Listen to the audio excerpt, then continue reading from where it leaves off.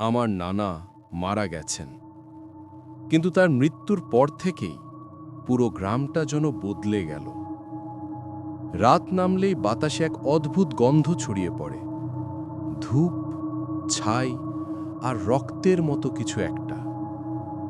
লোকেরা বলে নানার দেহের পাশে পাওয়া গেছিল একটা বৃত্ত, কালো ছাই দিয়ে আঁকা।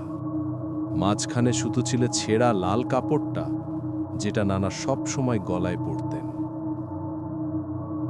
এক রাতে মোল্লা সাহেব দোয়া পড়তে গেছিলেন, কিন্তু দরজার সামনে পৌঁছেই থেমে গেলেন। তিনি ফিরে এসে শুধু বললেন, ওখানে মানুষের ছায়া না, অন্য কিছু আছে। এরপর থেকে কেউ রাতে শ্মশানঘাটের দিক দিয়ে যায় না, কারণ মাঝরাতে শোনা যায় ফিস ফিস আওয়াজ। আমি শক্তি চাই, আমাকে শক্তি দাও।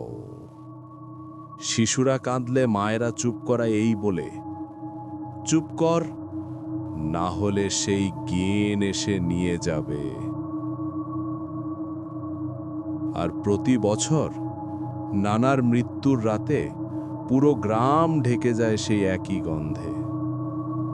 লোকেরা বলে নানার আত্মা যায়নি, সে নাকি এখনো খুঁজছে এক অজানা জ্ঞানের সন্ধানে।